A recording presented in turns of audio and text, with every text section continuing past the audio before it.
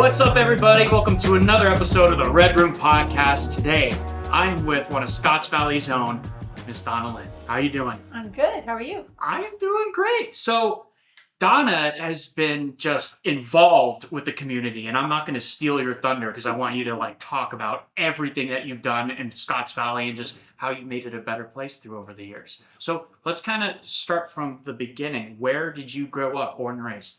Cambria, and that was back when it was a ranching town before it was the artist, tourist area that it is now. So I grew up on a dairy ranch, and now it's still a little winery. But yeah, Oh, cool. yeah. So were you milking the cows and everything like My that? dad was. I learned to do that, Yeah.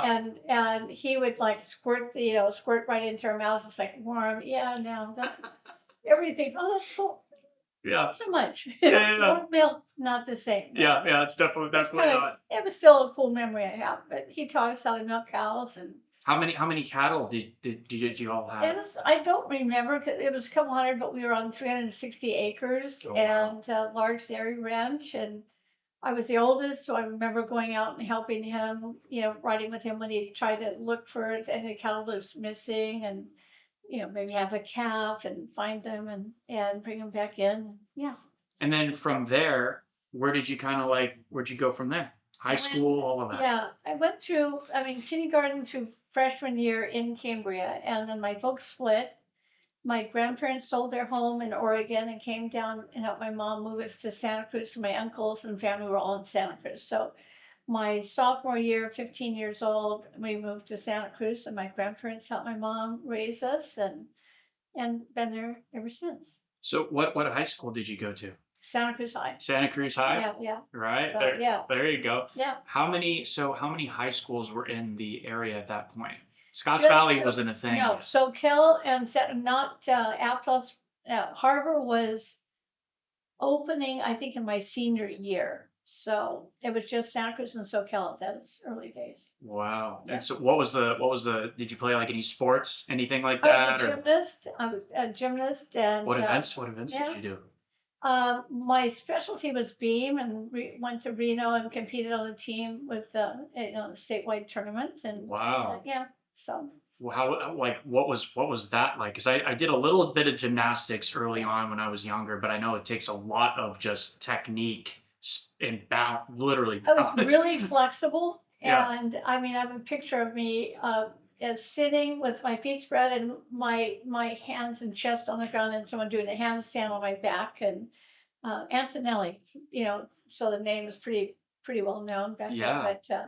But one of my teammates did a handstand on my back with me with my chest to the ground, and arms and feet spread, Wow. and so it's really flexible. Still pretty flexible even as I got older.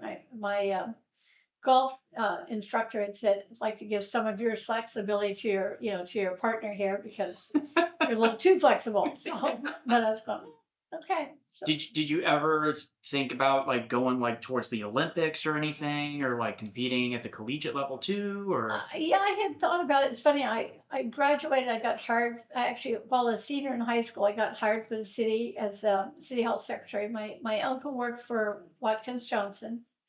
Told me there's a position open, and I was still I was still doing gymnastics, but I was still studying business and all that. Yeah. So my grandfather actually drove me for an interview to Scotts Valley. At that time, there was no stoplight, so we missed Scotts Valley. Ended up in Felton.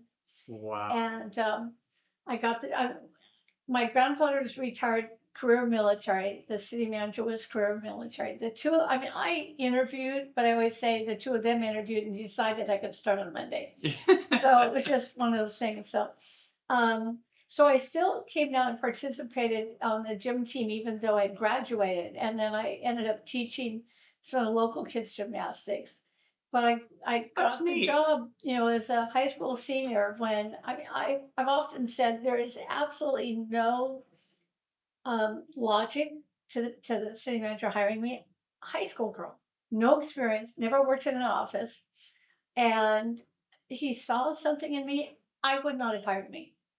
I really wouldn't. but 50 some years later, I guess maybe he knew something, but Yeah. he had a gift. He had to. Yeah, no, he did. Well, he hired our police chief was not a sworn officer. He was doing security, was military police, Marine, and he hired him. And I look back and go, wow, I don't think I'd have done that. I mean, Mm. but it was right. The police chief was the best person to start our police department. Just ahead of his time. He did community policing before there was a word for it. I'm just, I can't, and there's no one that could have been better. But was it logical to hire someone who worked security in San Jose Valley? No. Was it logical to hire me? No. Mm. And he did this. A planning director had a background. He was related to the Al family, had some experience, but it's like, even then, it was perfect, but he had a gift for seeing something in people, and just he had a gift. And he was like father to me. As the city manager, he took my sister to a father daughter dance or something, and Mm. just incredible. So I mean, it was just I had no idea what my future would be. And my uncle saying, "Go for this interview," and this man, Friend Stone, talking to me and seeing something, and I knew Cambria. I thought there were similarities with Scotts Valley. Hiring me, I hung up with the mayor the first day. I thought, oh, I'm going to be fired for sure. And it was Bill Graham. He had a great sense of humor, and we became really good friends. And just all of it is just he had a gift for seeing something in the person and making decisions through many of the hires that he did. And like I look back and I go, wow. I mean, I've always appreciated Friend Stone and who he was and what he gave for the community and what he did and my career and other careers, and just really cool. So kind of same subject. What are your thoughts? Because obviously you had such a great positive experience with Mhm. this, but what are your thoughts on mentorship and mentoring the next generation like coming up? What are your thoughts on that? Well, my career was really unusual because in my case, 1 year after being hired as city hall secretary, the police secretary dispatcher resigned. I had a family left on the spot. I mean, just that day. Wow. So they went up, got me 1 year after I'd been hired, brought me to the police department, taught me how to dispatch. I mean, 15 minutes, gave me who, what, where, when, how, ask this. That's Here's the all you mark. had was 15 I minutes, and then they're like, "All right, you're on the clock." gave me a code, Wow. a nine code to try to learn the nine code, try to learn the codes, the police codes. If all else fails, press the mic, tell us the problem, we'll walk you through it, and left. And Wow. I mean, I grew up reading Nancy Drew and all these things, but I never thought about possibly law Yeah. enforcement. Yeah. So that happened. I fell in love with law enforcement.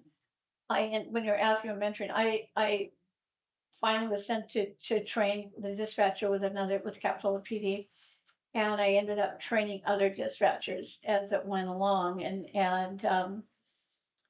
training and mentoring with many people along my career. And I loved teaching. I loved training. I loved all through from dispatcher to desk officer, juvenile officer, police officer, first female police officer in Scotts Valley, Wait, first wait, wait, female hold on. sergeant. Let's back up. You were the Yeah, very first. in Scotts Valley, one of the first in the county. How? I mean, it Donna, being that's yeah, history.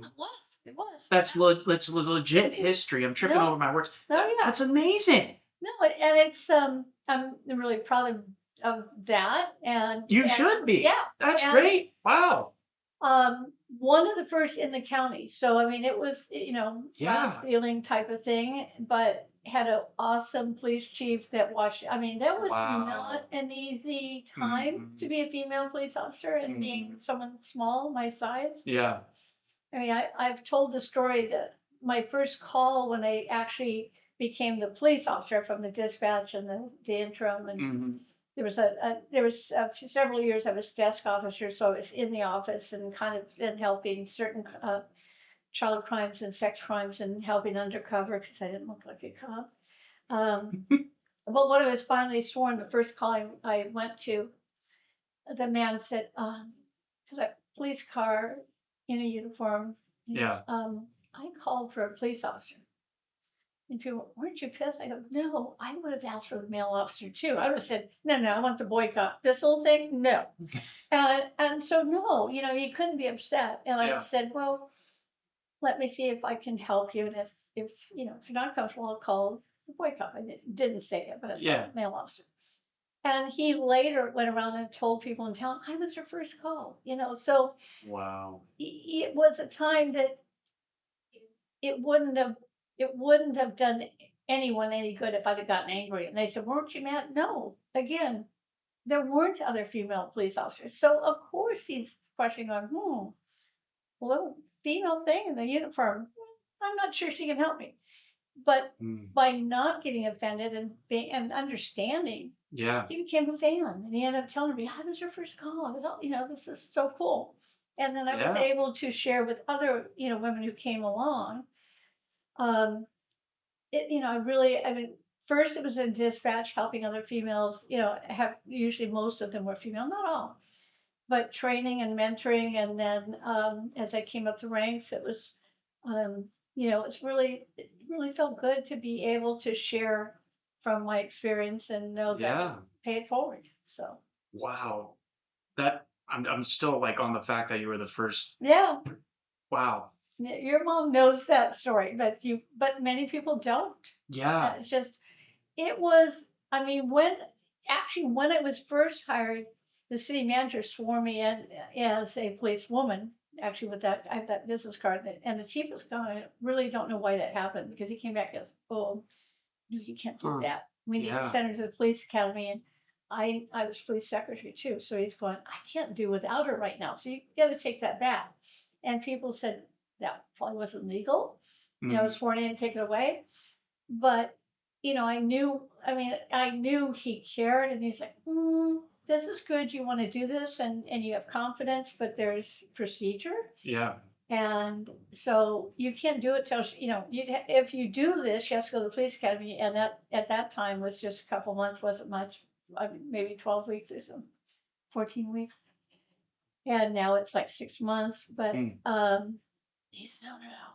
So he said, they found a way. They called it desk officer. Finally went through a few things, and police officers in the standards training post said, "Well, as long as 50% of her time is still in the office, you can do that." And then I could go out and do undercover, buy drugs, do all different types of things, Mm. and work investigations for sexual assault and child crimes. And so they did that for a few years, and then finally sent me to the police academy, and went through the whole thing of becoming, fully sworn as a patrol officer. So, So but yeah. so as for someone that I haven't like been in, in those Mm. shoes, when you go to the police academy, how many weeks is it? Like what do they teach you? And then when, till that moment where Mhm. you're sworn in, what are the steps? Well, I mean, everything from report writing to traffic, handling traffic. I remember even doing some basic hostage negotiations. If you roll up as an officer and someone's got a gun, how to handle that. Hmm. Role playing. They did some role playing to teach us, um, teaching us law and, a lot of the various legal things, and um, safety procedures, doing building checks. So they're trying to cover everything. Initially, it wasn't as long. Now it's, like I said, 6 months. Um, but it is intended so that they give you the skills. So when you're out on your own, you've got the basic training. You still go through field training program and work with a training officer. But Is that where they're like teaching you like maybe like martial arts or like some things like that or not, I mean, in general, I took martial arts training, and like I said, it was a gymnast, and then I got into, before I got hired, I did some weight training. I mean, I still do it, bench press, and yeah, no, I small. And I thought, well, and I was always strong as a gymnast and growing up on a farm. yeah. So they're teaching you tactics, police tactics. Mm. So arrest tactics, and just how to search and how to be careful, how to avoid. Hmm. Um, some of they talked about the fatal funnel and different things to approach and safety in general, but more, and we did baton training, firearms training, all those things, but not as much hand to hand as just general safety. Hmm. And then with the firearms training, what was that like? Was it just sidearm, or were you doing like Oh, rifles? I mean, yeah, what was the extent? shotgun, Shotgun, all of it, everything, all of it? shotgun, rifle, pistol, Yeah, and I grew up on a ranch, and so I've gone through NRA. They had the local rifle club that I went to as a yeah, kid and learned to shoot. So um, and just that lifestyle, living on a ranch, pretty much all the farmers had firearms, and my dad wanted us all his kids to know how to use a firearm so that if you come across dad's gun, you have safety, yeah. background. So I already knew how to shoot, but during even when I was in the quasi, I still remember somebody and fellow officer was teasing, and we were doing some training with a shotgun, which I had not done, Mm. and he put his hand behind my shoulder and said, "Yeah, that that bruised the shoulder because there's give and take. So if someone's Mm. holding it and that shotgun Oh yeah, recoils," yeah. and then he laughed. So I went through some of those things like, Mm. "Oh yeah, that hurt. Yeah, Mm. okay, Yeah. fine." Um, Hazing. yeah, the Yeah, hazing kind of thing did happen. welcome to the squad. Uh-huh.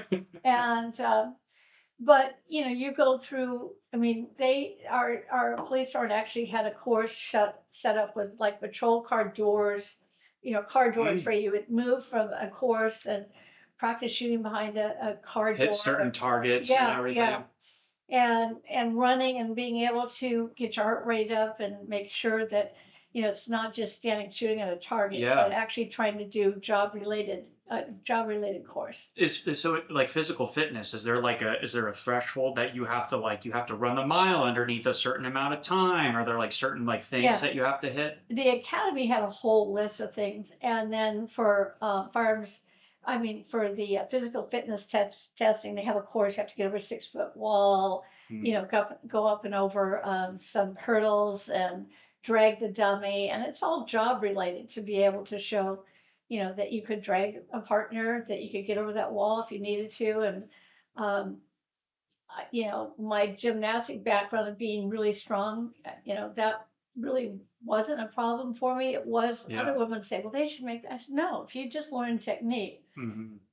for body strength, but run, jump, grab it, let your momentum, carry you over. But Yeah. there is, hiring physical to make sure you can do it. And then the academy, um, I had tied the record for bar dips and the police academy, I got Wow. gold medals for bench press every time I competed. So, Look um, at you. yeah, but it's, for me, it's like, well, I know I'm small. If I'm going to be a woman, and I had people say, well, should reduce the standards. I go, no.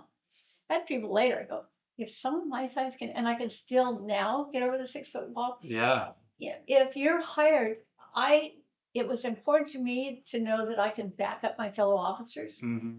And so maybe I don't have the height, but I can use, leverage, and that's why I took more martial arts classes Yeah. and learned techniques that would work. But I felt like, you know, I don't want to see. It was important to me to be able to do the job and be able to know I could protect a fellow officer. Yeah. And may Absolutely. not the same. I may not be the 6 foot, three person that could just reach and grab the guy and toss him across. But I knew I could find ways. Yeah. You could do You like know, a couple backflips and then just land on top of the guy and take him down. well, they learned that sometimes. Some Teenage Mutant Ninja Turtle stuff, you Yeah. know? Well, I thought you could use my height. I was able to flip other officers because if I got down, bent down, and used my height and the momentum, Yeah. that techniques, and they taught ground fighting, and they put the biggest guy and say, now, look, you can use your size and find a way to get under and get out Hmm. from under, and so they really do a good job in preparing you. Where were you taking your martial arts from? Was it here locally? It was in Santa Cruz. They no longer, it was unorthodox martial arts, and it was a guy whose stepson was a sheriff's deputy who actually started his career with us, and Hmm. he was in martial arts, but he actually did time in prison, so he learned and he applied that Mm. and came back and taught law enforcement officers, and actually did a modified class to take a little bit of karate and jujitsu, yeah. and it's just a combination to apply it to law enforcement, help you show you how to um, anticipate, particularly having been ex-con, what you might do. And so his training was specific for police officers. So I took his class, many of us did, and then took some side classes, additional classes on top of that, because I knew I'm smaller. I mean, I'm going to need a little bit extra. I'm going to do the double class and learn more. Yeah. It's but I know, a fellow officer had said something because I was going something. They were moving me out. I go, wait, I'm not going to let him go through the line. I'm not. Come on, why are you moving me to the videographer? Mm-hmm. And he goes, well, Donna, it was a riot type thing. They're going to look at you as the weak link. I mean, if they look at a line and it's you, where do they think they're going to come through? And I go, I'm not. He goes, yeah, they'll have to kill you, and they probably will. But rather than you won't let them through, we know that. But let's put you up on the roof with a video camera. But yeah, you're right. Yeah, no. I mean, why draw attention? And but that was kind of things that I kind of couldn't get offended going, and I knew they all cared. So it's like, all right, okay, I wouldn't let them through. Nope, you wouldn't. They'd have to kill you. Mm-hmm. But you'd end up injured because you weren't going to let them through. So you learned how to use like the riot shields and everything like that. Yeah, all of that. So what are like I guess you see like a lot of videos, but like what are the techniques? Is it just kind of like hold the line? Is that pretty much it? And just things have what's the changed strategy that goes early on, but a lot of it is I mean you shoulder to shoulder and and most time if you have a strong front, they're not going to try to get through. Yeah. It was more of a hands-on. I mean, I can remember some times where you end up struggling with somebody and you have to learn, not to try to balance your weight on their weight to get down, bring it to the, floor and use that leverage. And Yeah. you learn techniques. And do you remember, like, kind of similar topic? Do you remember Tiger Martial Arts? So I used to go there. Yeah. And I trained with, and then with it was Chris, and then Mike Laird took over, and now he has his dojo down in Santa Cruz. So I got my black belt, so that's kind of cool. Yeah. Martial arts, Well, I love it. It honestly it makes the confidence of walking around. I could be in the not a nice part of the neighborhood or the town, and I don't worry about things because I know you handle yourself. It's not that you're not still cautious, but it gives you a different level. Yes. Yeah. We actually would do some of our scenario training. We had Chris from one of the martial arts. I'm blanking on his team now, but he trained in Camp Beavers downstairs. But anyway, they would bring him in. And we would do ground fighting. We would do some of the scenarios and stuff. And he would purposely, be the bad guy and help you learn technique and help. I mean, the first class, Chuck Lamb was that first unorthodox self-defense class. He really helped me because I can't take on the 6'4" guy. And he goes, yeah, you can. And he would actually show me, he goes, use your size. Someone's going to, they're going to discount you, use that. Let them think a little thing.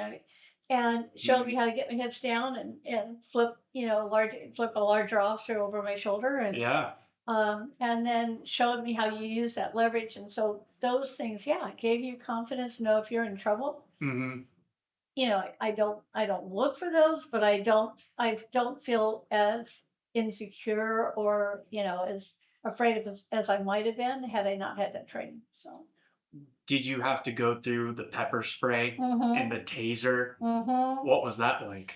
I think I did the pepper spray. I said that the procedures, because we went through mace and then they switched to pepper spray. So I went through it like 3 or 4 times. What's the difference between mace and pepper spray?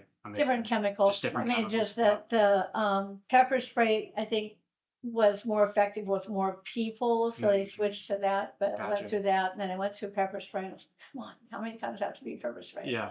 And then once is enough. Yeah. One of our I'm sure. And I did it multiple times because your eyes are swollen and all this other stuff. But The taser, one of our guys got started, one of the officers I knew worked, John Home, he used to joke that they all got tasered, just to say I did. And I go, I don't need to do that. Yeah. I know it hurts. Yeah. Okay. I mean, I've trained how to use it, but I don't need to be tased.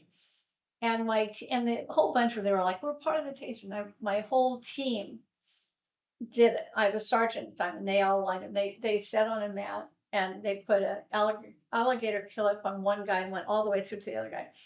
And they did. Come on, Sarge, you gotta do. Yeah, let the peer pressure get it. So I went, okay. But I had on a tight sweater. It was just me. I'm Yeah. like, wait a minute.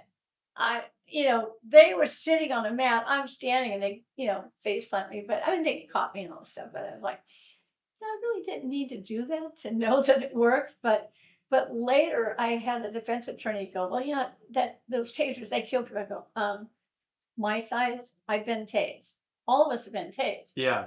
I mean, obviously, if someone has some type of heart condition or on drugs, could there be something that happens more serious? But then I just like, if someone my size can be tased and be okay, not Yeah. going to be too concerned about the Yeah. client. So, Yeah.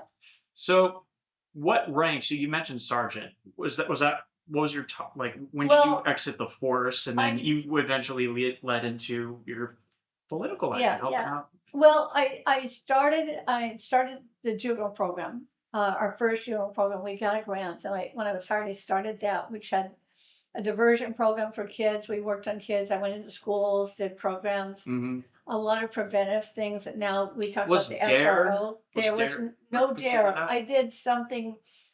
I created a program, and then there was one called Project Choice before that. And I did my own where I went in and talked on various topics.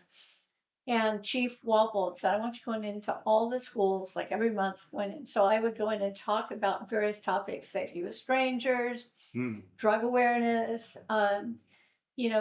bike safety. What were the grades that you were I went having everything from from kindergarten on kindergarten all out, the way up? even preschool. I go into preschool and talk about, things. So I go to all the schools, every classroom, and that's before DARE.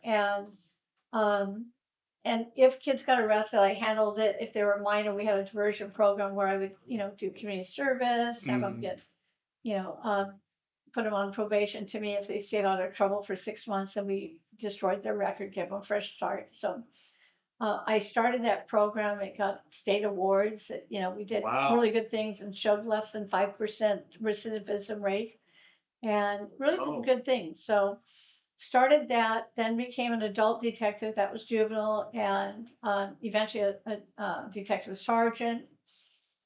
Became the first female hostage negotiator because at that time they didn't think women could be hostage negotiators. Mm. So I did, and I actually was successful with that. And later they found, yeah, women can do that after all. So Wow. they just thought, I mean, I know, Trailblazer. well, it Yeah. was a thing that people that taught that thought that males that were negotiating wouldn't respect a female. Hmm. And I found there was a time, there was one, I remember a case I was talking with, it was a firefighter that was hostage negotiating, talking suicidal and all this stuff. And I realized after a while, I've been doing it a while, I realized that no, he's just playing me. It's like, oh, come on, one of those, oh, just bring my meds to my house, little girl. I mean, not quite, but kind Hmm. of that way. Yeah, Hmm. just come on in. Hmm. I'd like to talk to you. Why don't you pick up my prescription? Come into my house, send the spider to the fly kind of thing. I was like going, Hmm. yeah. And I couldn't get him to respect, I knew it was. So I got a hold of a partner and said, okay, you take over. I'll go up the tree and, cover the house. Hmm. And it was perfect because he'd actually worked ambulance and had done a lot of things and was a hostage negotiator. So he went in, and this guy was a firefighter, and he found a connection, found a way to relate, and got him to surrender. Is that the like? How do you? Because I wanted to ask you, to, like, touching on that subject. Like, what do they teach you in the like? How do you? It's all psychological, A right? lot of, I mean, you go through a lot of training, and they teach you to recognize post-traumatic stress. I mean, different things, and what works, and you go through a lot of training. And Do you get like scripts at all that you kind of like no, memorize? No, I mean, Or you is it just kind of like intuition and feeling? you do a lot of role playing, and so you go from role playing through the training, and even like we did I mean, every quarterly month with the tri county, and would set role players and go in and people evaluate, and you did this well, and so you learn even after you Mm, are, you continue to train, mm, and I just that was something that I had a knack for. It was something I had a sister who went through some really horrible things, so I could kind of get into, could relate from that side of her mhm, side, mhm, and was able to put myself into the place pretty well. And so a lot of it is you do get some psychology training. You get to understand, look for cues, know whether you see, if someone's got a psychological issue, if it's mhm, post-traumatic stress, if there's this. So you're taught to watch for cues to kind of know what you're dealing with.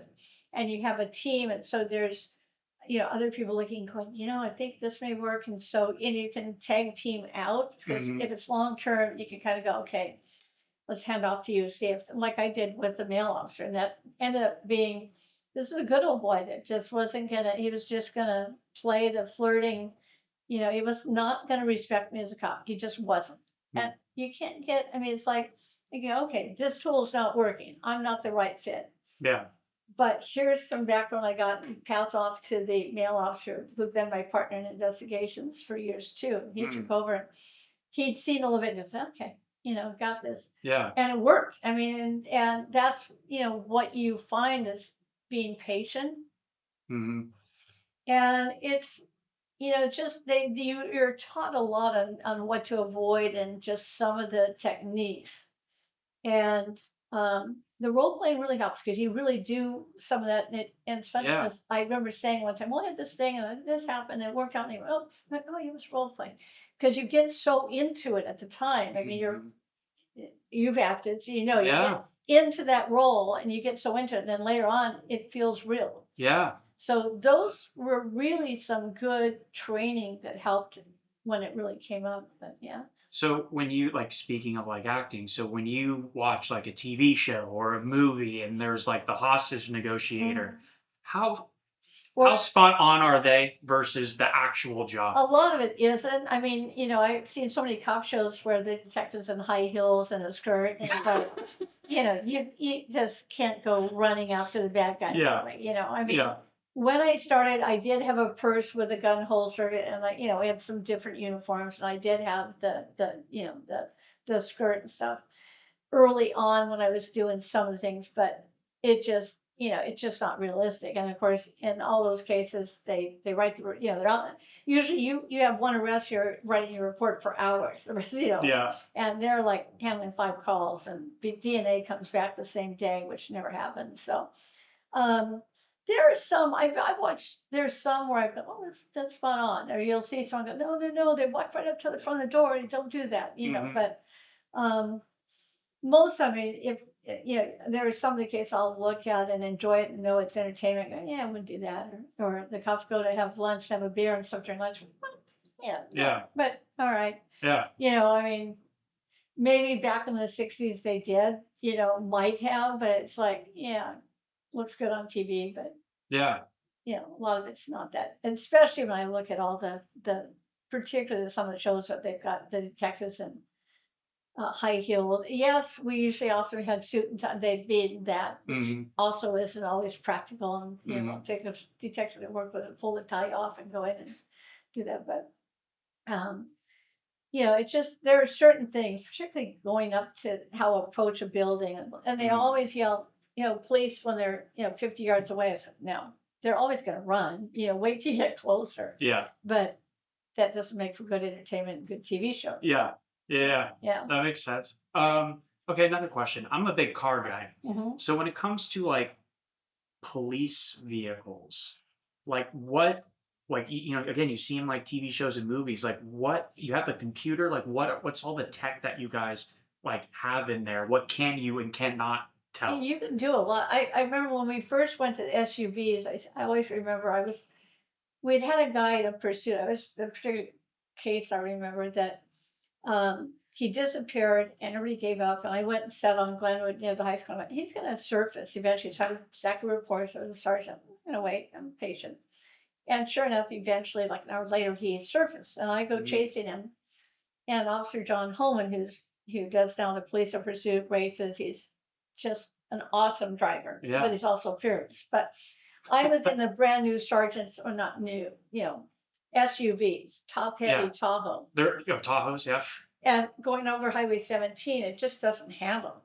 And he had the patrol car, I don't remember what it was, it was in Trumpet, whatever it was. Yeah.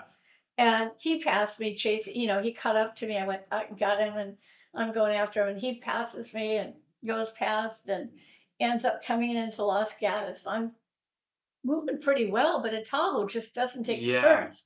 Yeah. And then all the equipment is top heavy too. And I get here and he's already stopped the guy, pulled him through the window and pepper sprayed him. I'm going, Johnny. But, I just went, there's no way I could keep this vehicle, but, keep up with him in my vehicle as opposed to his. Yeah.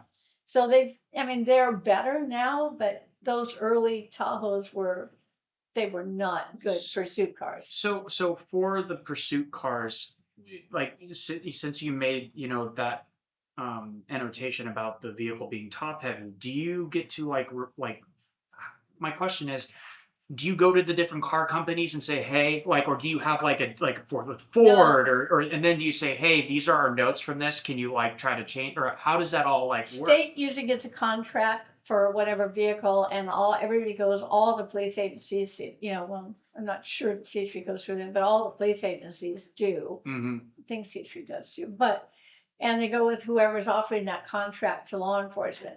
But I know that everybody puts through, they all do it. Okay, this vehicle is not working. I mean, it's good for putting all the equipment and having lots of room for the back to put your, all the different tactical things and things that the sergeant needs to carry. But didn't that vehicle did not last as a patrol vehicle very long. So everyone provides input. What do you think of you see some of these supercar cop cars where it's like a Lamborghini or Ferrari, what what do you think of those? They don't happen around here at all, LA maybe, but they're not. Yeah. I mean, because they're you're getting crashes. People hit you. You have to do pit maneuvers and things like that, where you're gonna, if you're in a Lamborghini and you gotta purposely bump a car and move them off, that's other than say LA or something, no one's gonna use those cars. Or the movies. Yeah, the movies. That's it. Not gonna happen. And then for the pit maneuvers, do they teach you that at the academy? Yeah. Yeah.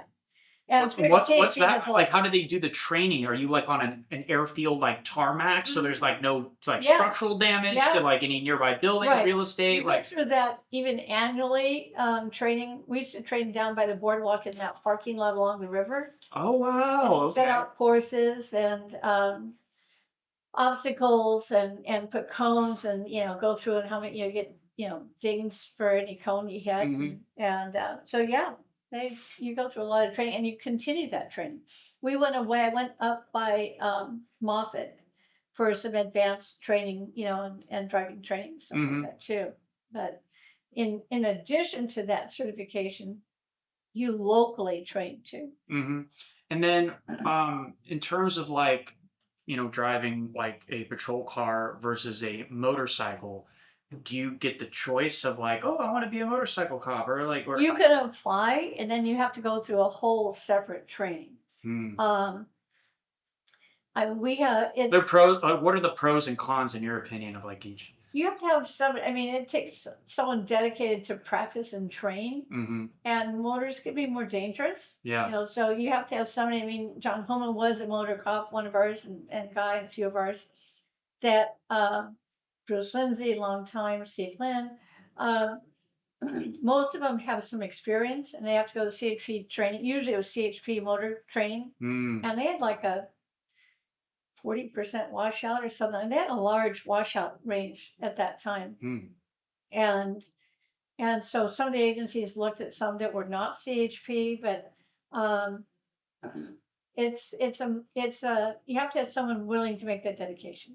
when I retired, I was approached by the city council and they said, some of the councilmen said, a Target was being planned next to the Hilton. And there was a whole group that just single issue don't want Target. And, obviously for sales tax, there was some benefits to that. Mm-hmm. So I just retired, I was still a reserve officer, and they said, what'd you think about running? No, I hate politics. Absolutely. I didn't promote up because I didn't want the politics. Mm-hmm. And so they said, well, could you at least let them think you're considering because you're pretty well known? It may deter people running just for that issue. If you're just running on the single issue. So okay. And this group started following me around just to harass. And I go to the grocery store, they got to take pictures. Photo Like you're away. getting like paparazzi following you? There were people in this group that just were running candidates or were running for council. Huh. And they were trying to deter me from running. And so they started, I go to the market, they'd be there, take a picture. Okay. Take photos. I don't care. And they started doing a lot of harassment to intimidate me not to run. And we were having Here in Scotts Valley? in Scotts Valley, yeah. 2008. What? And they were really getting aggressive in council meetings. So we were having uniformed officers. I was one of them in uniform as reserve officer going to council meetings for security. And so I wrote a letter together and said, hey, come on. This isn't Scotts Valley. We can agree to disagree. Why do we have to have uniformed officers at meetings? Mm-hmm. This is crazy. Yeah. So they came in and made a complaint against me at the police department. Said she used private, confidential information as a reserve officer. And I said, no. I mean, look around. We're in uniform at a police. I mean, it was public. Yeah. Come on. Yeah. So they were threatening to make this IA. And the supervisor said, if you make a frivolous complaint, she can sue you. So they backed out of the complaint. But a few things like that happened, and I thought, wow. Then I tried to talk a friend into running who was interested in politics. And he said they were harassing the daughters of some of the candidates. And he goes, I don't want to put my family. But this is crazy. This isn't Scotts Valley. Yeah. Wow. Okay. Now I'm running. It was like, yeah. Piss me off. Now I'm running. Literally something out of like a TV show. So I did. And I said, one term only. And it's just, I don't want this element to take control of our city council. That's not who we are. Yeah. So I ran, got elected, and there's some things that were happening. Oh, what position was that? That's just city council. You just get elected on city council. Okay. And when I became mayor, and at the end of 4 years or so, became mayor. And so at the end of the term, they go, Donna, we haven't finished a couple of these projects. And no one else is running. So, all right, I'll do one more. That's it. And now I've just finished my fifth. Or I just started my fifth term. I finished my fourth term. But I kept going, no, I just, it's going, but serving in politics in Scotts Valley is different because it's really more, community supports you. It's not, it doesn't have all the negative things that you have in larger, and higher politics. Yeah. People go, don't you want to go up to that? No, I don't. No, I didn't want to do this. I like my Scotts Valley. I like my Scotts Valley. And, I think around that time too, we had the 8 can't wait, George Floyd happened. There's a lot of pressure. And I go, our police force is just not, we already are doing the things that you're asking to be done. Yeah. We're involved in the community. We don't, we don't teach the chokehold. We don't, shoot at fleeing vehicle. All the things on the list. Well, yeah, you're involved with the community. I mean, let's just skip back towards the beginning of the conversation. You're going into the schools. People know you. You're teaching all of this stuff. And absolutely. We're still up at the beginning of school, working traffic and walking kids across crosswalks and involved in the community. So I said, it's just, and I was on the Criminal Justice Council, so I was we actually did a study and said, hey, they're going to all the police departments. Let's, us as a county criminal justice council, pay for a study to come in and review all the agencies, not just police, but probation, jail. Are there areas we can improve? Are we aligned? Are we not aligned? Mm-hmm. So I was able, in fact, I became chair, but able to have that study done. It got national attention. It really did a good job. And it's like, Wow. so I felt like this is, okay, I want to see this done. So one more term. Sure. Then I think it was 2018, 2016, 2020 hit and we hit COVID. So, Mm-hmm. okay, I can't quit. I was not going to run. And then people called up and says, we need consistent. We need this. You need to stay one more term. And so I did. And then just one more thing happened. And it's like, okay. So I kind of went, where did it, it's supposed to be one term. Mm-hmm. But, They liked you. well, it felt better because it wasn't what you think of as the kind of nasty politics and stuff in some big cities and Yeah. different levels. It wasn't that. Yeah. Scottsdale is different. Mm-hmm. So I felt a lot of support. It felt like our council, we worked together, we're a common goal. People were there for the right reasons. Mm-hmm.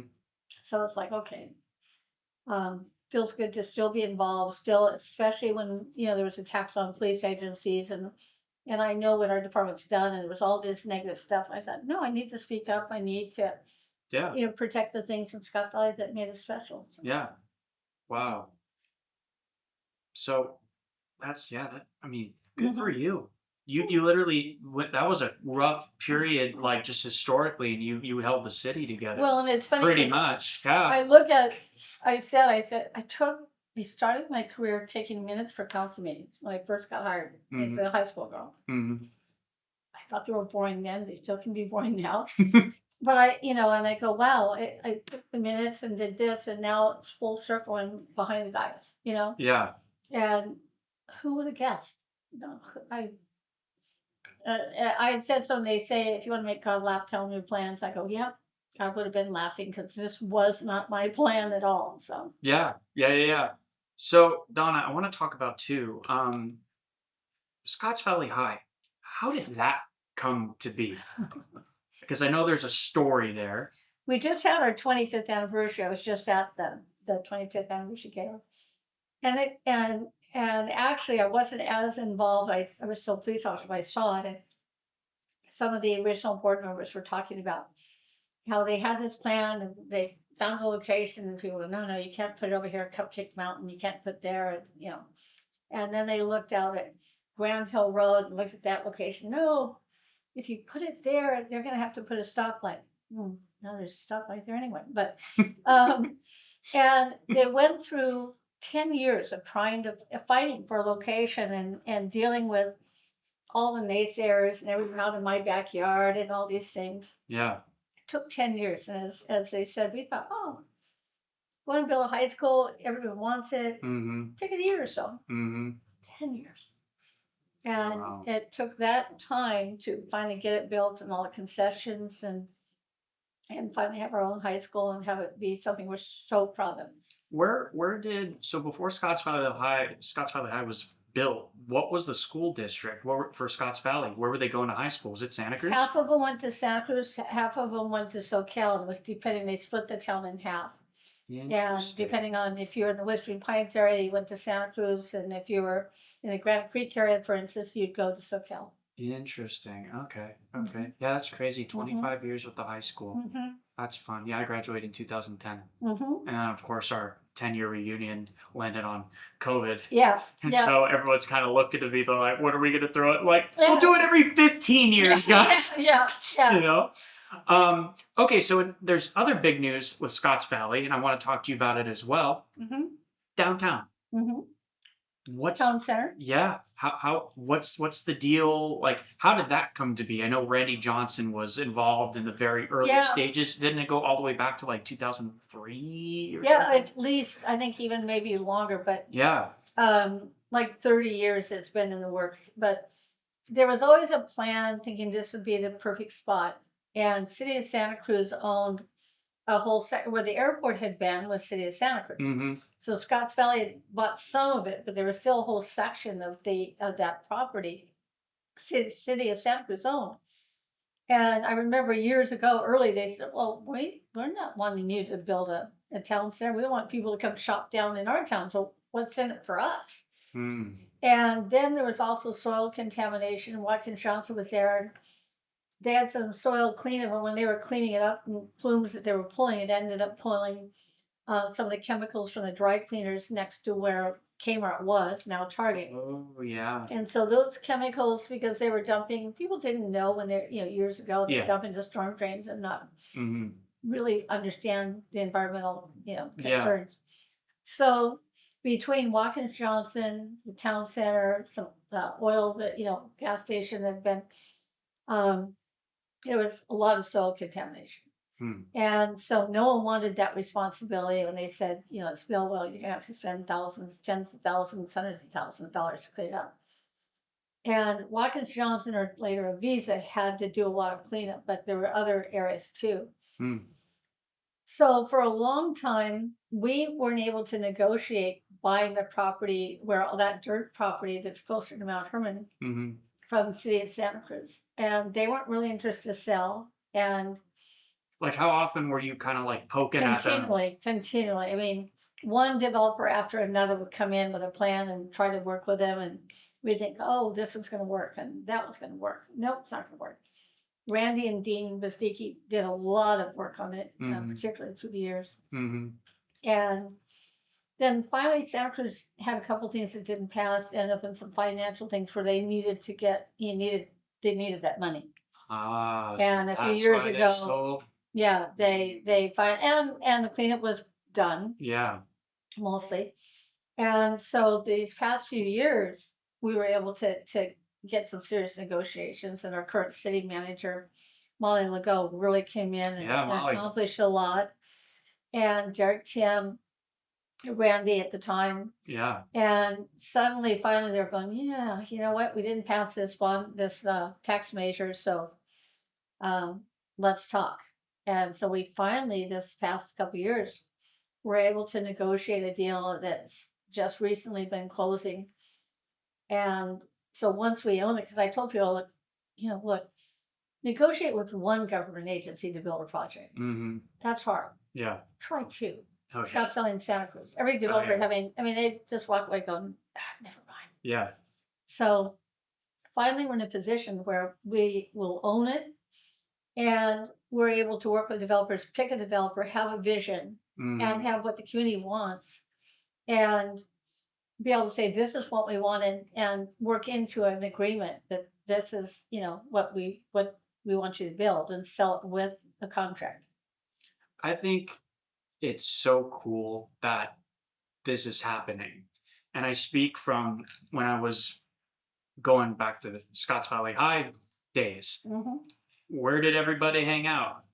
Taco Bell. Yeah, Taco Bell. You know, like I was, Special effects if you're yeah, younger. special effects. You know, that was the spot. Mhm.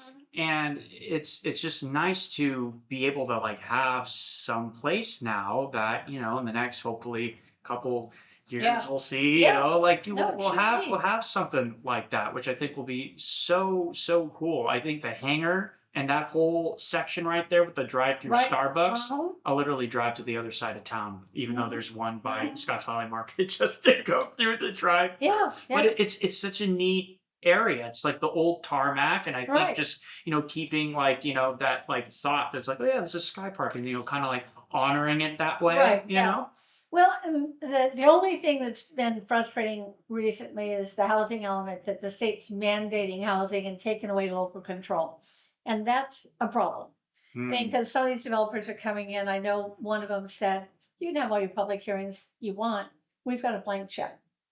And so the states, because with the housing mandates that we've objected to but overruled, and not just us, Santa Cruz is frustrated. Capitola is having to build 1,300 plus homes. Um, so Wasn't that's Scotts Valley like around that 1200? 1,220. Yeah. Wow. And And you had to do that within like it, 6, 8 years. 8 years, yeah. Yeah. And it's just, we have to plan for it. We can't obviously build. We have to work, and developers know they can. There's one that we went in because it was right on the route from the middle school, 100 units right on Scottsway Drive. And our mayor and the city manager went to Sacramento and go, wait, this has got real problems. We've got really vibrant businesses doing good environmental work at Hmm. the location that we're going to lose. Hmm. And they went, yeah, basically go away. They were offended that we would go up and argue a development. Wow. And it's just, one across the way is well done, well planned, it's great, good Yeah. number of affordable housing. But some of them that people are upset with, and particularly a couple developers that people feel are not um, paying any attention to what is right, for the community, what's like I said, this one's really close to where all the kids are going to be leaving from the middle school. Hmm. There's not enough parking. It's just not the right location for that. And we don't have any community control, any local control. The state pretty much has given them a blank check. So that's making it hard. We're having to work in on the town center housing. Um, but still, I mean, we're we're working to still we knew we'd have housing, just it's just hard to not have as much control as we really would like to have to make sure that it fits with what the the city wants. So does the state have a say in the final plans for the town center? No, the developers, and not as much on that, but a lot of these developments, we have to, we're having to put a minimum of 300 homes in. Um, but there are several developers that are coming in and just saying, we're doing what we want. And they're not listening. We're going, there's not enough parking. It's too close to Hmm. Scottsdale Drive. There's no Yeah. setback. And they're like, too bad. Yeah, that's interesting. I know that like I have some two I have a couple lots up in Tahoe that are in Myers Christmas Valley, right there in Mhm. South Shore. Yeah. And I'm kind of poking around looking to maybe potentially end up building there, soon. But they have like two, you have to go through the city, but then they have another department that I just nicknamed the Keep Tahoe Blue, Mhm. where it's Mhm. like you have to build the home or the property, whatever you're doing, so it fits in with what Their makes plan. Tahoe Tahoe, Yeah. right? So do we have that here No, in Scotts Valley? we had to develop a plan, but we weren't able. I mean, there it doesn't give us much flexibility. It's just Mm, really how do we fit 1,220 homes? Right? It's just we developed a plan. We're the first, or one of the first in the county to get ours submitted. yeah. But like we've got Valley Gardens. People go, well, that's a band open space. This is this, and Yeah, Valley Gardens is another one too. yeah, I like that little 9-hole chip and putt. That was I fun. know. I got I my little just green loved it. card there golfing when I was going to Baymont as a kid. Right. And now it's sad to like see it go, but I think they're And I putting in like see 130 something homes in there, right? 190, I think, but 190, yeah. it's Wow. fluctuated. But Yeah. I'd said to our city attorney, "Oh, gosh, this is open space. It's zoned for that's like one of our last places. There was someone that wanted to buy it as a golf course, but the Hmm. owner could, get more if they built it for housing. Yeah. And city attorney goes, Donna, we need it. We have to meet the demand, so we're going to have to go with it. And um, I mean, just things that we had at the first go, no, no, this needs to be there. Now we're having to look at how we meet those demands in housing, and having to be a lot more flexible than we would want to be with knowing what the community wanted. I mean, Mhm. knowing that people said, come on, this is our last little bit of green space. Yeah. That's Yeah, very it's very hard. true. And then what ends up happening now, because for those watching this who don't live in Scotts Valley, we have like two roads. We have Scotts Valley Drive and Mount Hermon. Yeah, They're both like 2-lane roads. And yeah. so I was down in LA for 15 years and recently moved back a couple of years ago. And I've noticed traffic. Traffic. There's Yeah. traffic on Scotts Valley Drive Last in Mount council Hermon. meeting, last city council meeting, What do you someone what do you said, do? You can't expand. I don't know. There's like yeah, no so room. they're, obviously are really 4 lanes, but they're not. I Yeah. mean, it's just, it's, yeah, I mean, right now they're at capacity, especially Mount River Road, Hmm. second most traveled road in the county. Wow. So to put, a few hundred homes, 300 or more in the town center and 190 or 200 on the other side, and a development on Glen Canyon, and you add all of that, we're going to be at gridlock. And even Yeah. water, I mean, just all these things. And people are coming up to us and saying, Graham Hill Road, that's not our jurisdiction. And you're Mhm. like, well, let's rally people, let's stop this. I don't know what you can do because, what we have now, we don't have any leverage. Yeah. Yeah, I remember like I was just a couple days ago. I got off 17 coming from Santa Cruz, and Yeah, I got north of off the on Mount road. Herman because I wanted to go through the like drive through Starbucks and get Yeah, my nitro yeah, cold brew, which is amazing. But I remember it was just this long line of line. Yeah. cars. And I'm sitting there and I'm like, oh my gosh, this is like the 405 in Mhm, Los Angeles. mhm. And I got to like the very first intersection where I forget the name of the restaurant. It's not KFC anymore. What is it? Um, I haven't been. I heard it's yeah, really good. it is good But Mexican restaurant. I literally like took a left and went around through the neighborhood to Mhm, get out on the other side to get to mhm. Starbucks quicker because I would have been stuck in that traffic for like Yep, 20, 30, yep. 40 minutes. I didn't. Chimichangas. Yes, Uh, yes. I gotta go. yeah, It's no, been it's on the very bucket good. list. Is it? Yeah, Okay, I'm really good. excited. I'm gonna go Yeah, tomorrow. I'm gonna go yeah, no, it's really good. tomorrow. But yeah, no, and that's the thing we've said is, having to build all this stuff, it's traffic's already bad, Mhm. and how are we going to handle all this? And And then do you have that conversation with the state? Do you say, look, we've tried, but oh, we they're don't care. not. You can just be in They traffic don't. and They whatever. deal with it. Yeah. Yeah. Wow. Well, Wow. so they go. You haven't been doing your part for affordable housing, so this is the penalty you pay. Wow. Hmm. Wow. And we can't build. I mean, people have to want to build it. You got Yeah. developers. They're like, well, I'm going to make more money if I build something else. Yeah. I mean, we tried to um, require 15% on any project for affordable housing, but Mhm. still, it's just you can't keep up with what the state wants to see. The quarry too. Are there plans to? Because I think that's just been That's sitting there. Are there plans to build into that at all, that's or? outside the city limits. Mm, But there've been a few plans. We did have a project on Glen Canyon that really had been approved and looked great, and then mhm. I keep saying, well, what's happening? And they construction costs went up, so the developer's like, no, no, no, Yeah. So something's okay. Well, we approved it. We did everything. We got some affordable housing. We got a good, project, and we can't make it be built if you've got tariffs and housing costs and things like that, and people go, Mhm. I don't know, I can afford to build this now. Yeah. Um, Donna, looking back at when you very first started and where you're at now, what would be advice that you would give to your younger self?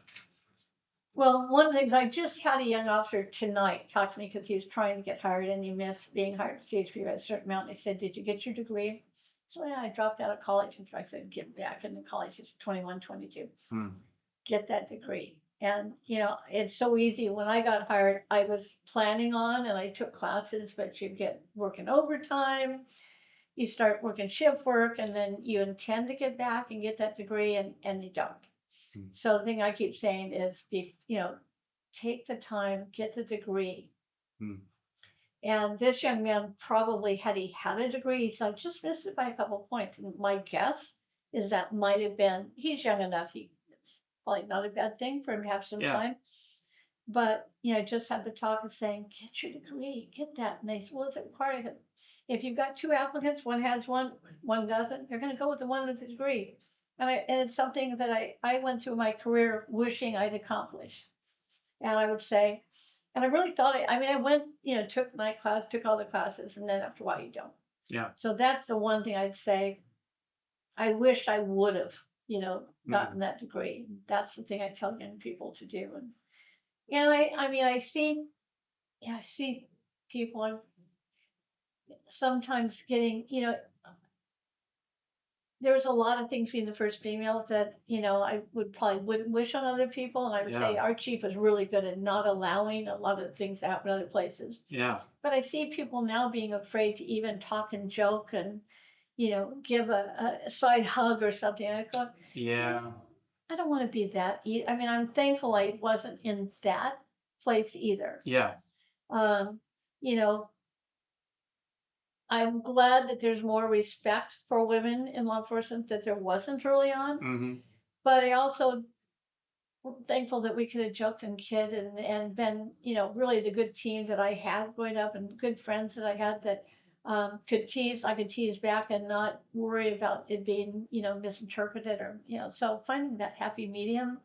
I'm with you. Yeah. I'm Just, with you. just you want to be able to have fun and go, oh, gosh, I have to walk on eggs that much? Yeah, it's I love watching like stand-up comedy, and when Yeah. I go down to LA, I'll go to the comedy store and Mhm. see things, and and then even on Netflix, they have the big comedians doing the stand-up specials, Mhm. and they're always talking about now how they're starting to have to like kind of walk on Mhm. eggshells. So it's to that Yeah. point. It's just like That's it's someone who I know really well that always comes and goes, "Oh, can I still give you a hug?" Yes. yeah, Because he always, I mean, it's a good friend. I go, "Yeah, give me a hug." yeah, He says, "Well, today I don't know."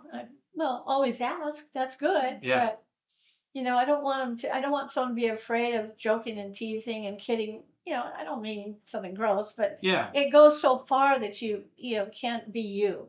yep. And I have good friends that, It's that balance. yeah, It's that finding a balance. healthy balance to Yep. where you're respectful, but can still enjoy and tease and have fun and enjoy your job. Yeah. So I'm thankful I worked through I'm thankful that I was able to do it. And had a department. We had leadership that um, were very, good at watching out and always really protective of me. I mean, the chief Pittenger was like offered to give me away in the wedding. Was very, Hmm. great dad. That's And cool. other, Steve Waffle Senior was always looked out. And I know others had bad experiences I didn't have to that degree. I had some, but I don't want to ever go to a place that people can't be themselves, Mm. and joke and enjoy life. Mm-hmm. And, so finding that. But the main thing, my big regret was not getting that degree. And I tried to tell them just today, it's like, you're only 21, 22, get back in college. Yeah, go do it. Yeah, do it now. And then you'll be a better applicant. You're going to go through the ranks better and have more opportunities when you have it. And you won't look back and go, if only, so. Yeah. So there was something in the news that happened actually sort of recently that everyone was like, whoa, that happened there? The Scotts Valley tornado. Yeah. I was there 20 minutes beforehand. My buddy John Spagnola, who has Mhm. Hideout Vodka, Mhm. his truck got picked up and Mhm. moved 5 feet and landed. What was going through your head when you It's heard funny, I that? was at Annie Mae's when it happened, so just down the street on Oh, Ontario so Avenue. you could look around the Yeah, corner. and what a tree came down in middle school then when we were going, oh my Yeah. god. And I turned on my scanner with I have a the phone name and can't pull Did the you see the scanner. tree fall on the middle Yeah, well I school? heard it. I heard it and walked out, went, oh my God, what's that? So Wow. I was there and then pulled out and saw it. And it's funny because our chief and he lives nearby and rolled right down there and Mm-hmm. and I listened, and the sergeant and the officer on he called in, he goes, oh, because he's there, and he goes, call the chief, call the captain, call everybody. And I hear him do it going, okay, get them all out here. And Yeah.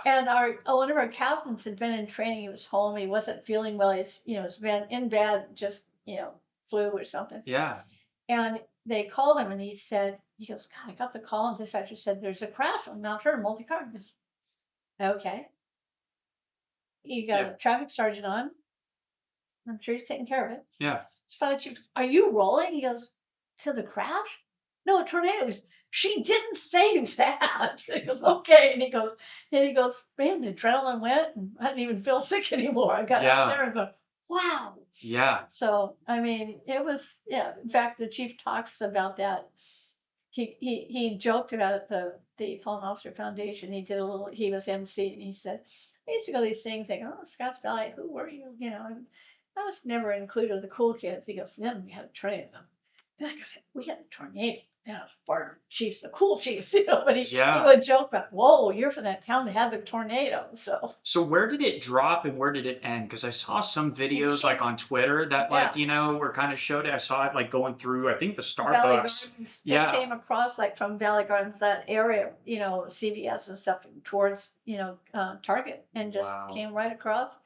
And we said, thank God, because it was, one, it wasn't during school time. It Yeah. wasn't good weather. People weren't out at Sky Park. I mean, there could have been so many other, could have been people killed had all the things that fell into Were place. there any injuries from No, all the cars flipping and everything? minor. Minor? One I think had a broken rib or something from a car thing. But Wow. um, what could have happened and what might have happened had all these factors not come into play. Yeah.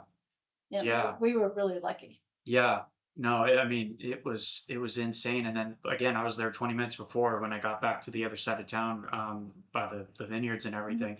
Um, I got to my house and literally like hail was Yeah, like going yeah. on, and they were like the size of like marbles. I mean, Well, it's pretty big. it came down on her ways because one of our councilors, Steve Clark's house, had a tree go down up above the Shell station up in the that subdivision, Hmm. Oak Creek Boulevard in that Yeah, area. yeah, And so I mean it continued, but and Scottsdale Middle School and house on Bean Creek had a huge tree with the winds go down. So we're very lucky it wasn't worse. But yeah.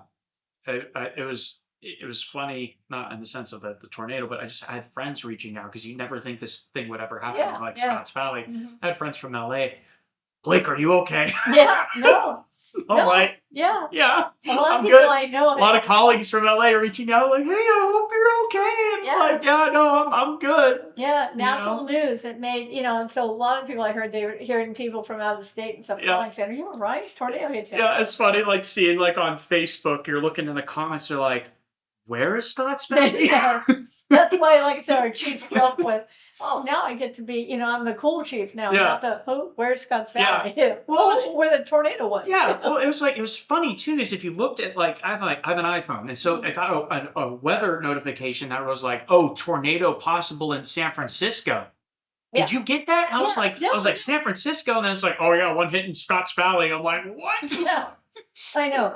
Because sometimes you get these things. I get high tide warnings and stuff like, yeah, really, come on, Alexa, Yeah, But yeah, yeah, so they got this, yeah, right, and then oh no, no, yeah. we have one. So Yeah, yeah, yeah, we should get like we should get some like I survived the tornado like t-shirts or the something. chief actually had challenge coins made with a tornado. We Yeah. have police challenge coins. We had one made with a tornado coin.